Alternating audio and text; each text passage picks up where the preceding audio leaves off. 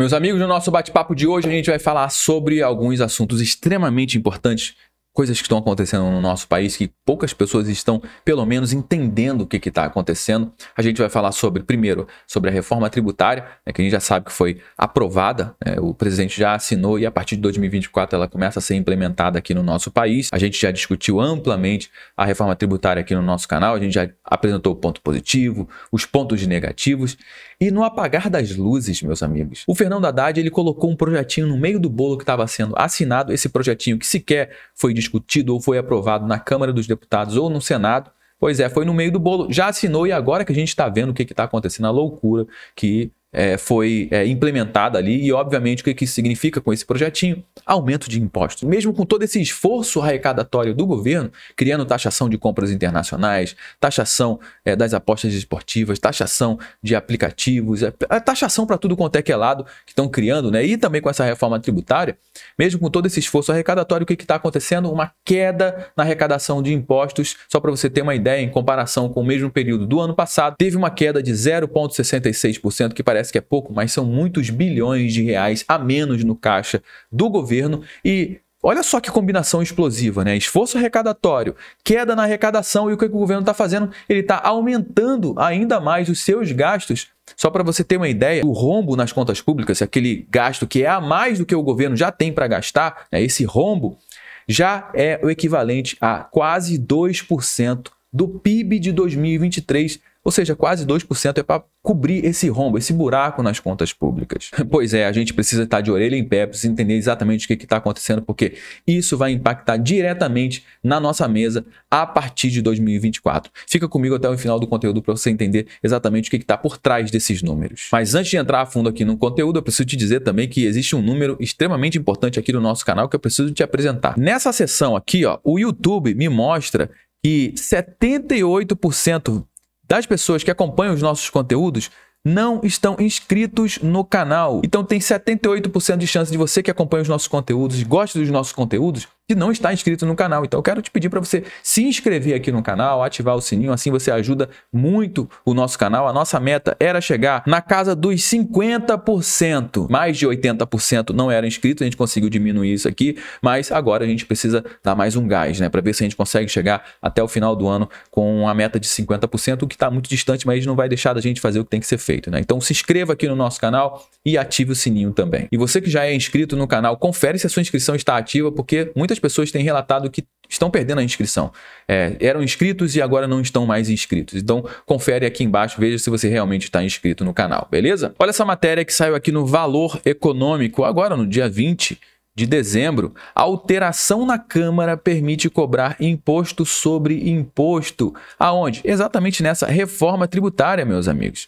Pois é, criar imposto sobre imposto é realmente uma bizarrice, é realmente um retrocesso. Sem o ajuste técnico que está aqui, entre aspas, né, que é exatamente esse ajustezinho que o Haddad fez, a perda na arrecadação seria de 9%. Ou seja, poxa, será que eles não sabiam disso? Foram saber disso na última hora? Óbvio que eles sabiam disso. Só que se eles colocassem esse imposto sobre imposto na hora que estava sendo discutido isso aqui, obviamente teria pressão popular contra a reforma tributária. Mas eles deixaram isso, ó, caladinho, e na hora de assinar, antes de assinar, no último minuto, eles foram lá e colocaram esse ajustezinho técnico. E olha só o perigo disso aqui, ó. Advogados e economistas avaliam que o tema deve provocar novos litígios e pode resultar em aumento na carga tributária, cara. E toda vez que você ouvir falar de aumento na carga tributária, significa que é o Estado tendo maior participação na tua carteira. Mudança de última hora no texto da reforma tributária. Olha só, mudancinha de última hora. Pode manter a incidência de impostos na base de outros impostos. Ou seja, você tem aqui um imposto que você vai pagar, e depois você vai pagar um outro imposto. Só que esse imposto que você vai pagar aqui em cima, você vai ter que pagar em cima desse outro imposto também, ou seja, imposto em cima de imposto. É o imposto do imposto. Esse sistema de imposto sobre imposto vai ser mantido aqui pelo menos até 2032. Essa sugestão partiu do Ministério da Fazenda, lá do Fernando Haddad mesmo, para manter a arrecadação de estados, União e municípios durante a fase de transição de 2027 até 2032. Então, o que está acontecendo? A gente vai precisar de uma transição, né? Porque está entrando um novo sistema, um novo modelo tributário, que é o sistema do IVA com o imposto dual, que é o IBS e o CBS. Então, esse sistema ele vai começar a ser implantado. Só que, enquanto que esse sistema está sendo implantado, as empresas estão pagando os impostos dentro desse sistema, ainda tem o modelo antigo, que eles vão continuar cobrando os impostos. Então, as empresas vão ter que pagar os impostos tanto no modelo novo como no modelo antigo, o que vai virar um caos tributário, um caos fiscal durante esse processo. E no final das contas, obviamente, quem é que paga o pato disso tudo? Sou eu, é você, nós que consumimos produtos e serviços aqui no nosso país, que as empresas vão ter que repassar todos esses impostos que eles vão ter que pagar mais. Essa reforma tributária, obviamente, deveria ter sido melhor discutida. Agora a gente nem sabe quando, né, em que ano que a gente vai ter novamente uma oportunidade como essa para ajustar esse sistema fiscal no nosso país. E mesmo com todo esse esforço de taxar, né, taxar todo mundo, de aumentar a carga tributária, né, que a gente está vendo aí, taxação das compras internacionais, taxação das apostas esportivas, taxação dos fundos offshore, taxação dos dividendos, taxação. Mesmo com tudo isso, o que está acontecendo? Está acontecendo isso aqui, ó, uma queda na arrecadação federal. A arrecadação federal atinge 2 trilhões de reais no acumulado até novembro, com queda de 0,66%. E segundo essa matéria aqui, entre os principais fatores que explicam a queda da arrecadação neste ano, está o recuo dos preços das commodities, como o petróleo e minério de ferro. Realmente o preço está mais baixo desses produtos, porém, se a gente for analisar, né, a gente teve aqui a nossa balança comercial, segundo o FGV, essa matéria saiu agora, saiu hoje, dia 21/12/2023, a balança comercial atinge o maior superávit na série histórica anual. Ou seja, se teve uma queda nos preços, a gente teve um superávit. Será que isso aqui se justifica? Isso é uma pergunta que a gente tem que se fazer. Uma outra coisa, com essa queda, o governo arrecadou 43 bilhões de reais a menos em imposto de renda, ou seja, as pessoas estão com menos renda, estão com menos dinheiro, estão ganhando menos, e também sobre o CSLL, que é a Contribuição Social sobre o Lucro Líquido, o tributo que é ligado ao lucro das empresas do setor, ou seja, as empresas elas estão pagando menos tributo porque elas estão vendendo menos, estão arrecadando menos, estão tendo menos receita. E dessa forma, o governo também recebe menos. E no meio disso tudo, dessa queda na arrecadação, ainda tem o governo falando sobre tentar zerar o déficit, que foi uma promessa lá quando eles começaram lá em janeiro de 2023. Não, a gente vai zerar o déficit até 2024. Então eles estão tentando zerar o déficit, ou seja, tem aqui as contas públicas, pega tudo que tem de receita, tudo que coloca dinheiro no caixa do governo e também tudo que sai do caixa do governo para bancar, enfim, os investimentos que eles estão fazendo aí, né? O que acontece? Deveria estar do 0 a 0. A gente recebe X e gasta X. Só que eles não estão gastando X, eles estão gastando muito mais do que X. Para ser mais exatos, nessa matéria aqui a gente pode ver que a previsão do déficit primário em 2023 sobe para 203 bilhões de reais, meu amigo. O que a gente está falando aqui de 203 bilhões de reais não é que é o gasto total do governo. Não, eles têm a verba para gastar, eles têm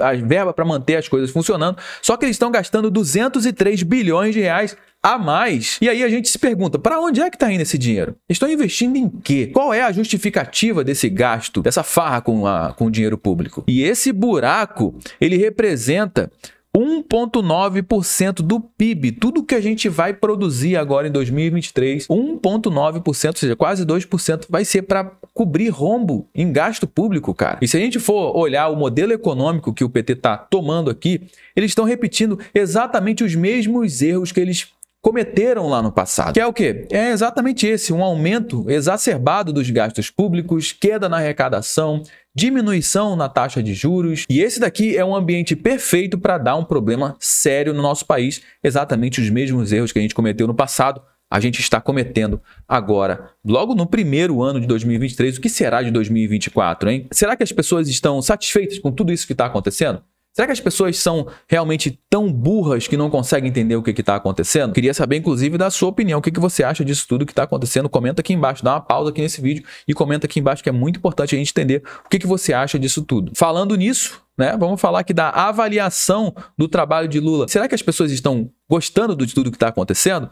A gente consegue ver aqui, ó, exatamente nessa pesquisa que saiu no Poder 360, agora no dia 20 de dezembro, e é feito 3 perguntinhas básicas. O governo Lula é ruim ou péssimo? O governo Lula é regular ou o governo Lula é ótimo ou bom. E aqui a gente está vendo que nesse azulzinho, aqui no dá 43%, ó, o governo Lula lá em janeiro de 2023 com 43% de é ótimo ou bom. Isso foi caindo, foi caindo, foi caindo, até agora, ó, em dezembro de 2023, caiu para 32%, ou seja, 11 pontos percentuais. E esse ótimo ou bom, quem é que vota nisso aqui? São os eleitores do próprio Lula. E nesse caso, eles não estão gostando muito não, cara. Por quê? Quem é que gosta de perder poder de compra? Quem é que gosta de ver o Estado metendo a mão na carteira e arrancando o nosso dinheiro? Ninguém gosta disso, né, cara? Então as pessoas estão vendo que o produto está tudo caro, que está sobrando menos dinheiro e tudo isso reflete exatamente nessa pesquisa aqui, ó. Ruim ou péssimo? Era 35% lá no início do ano,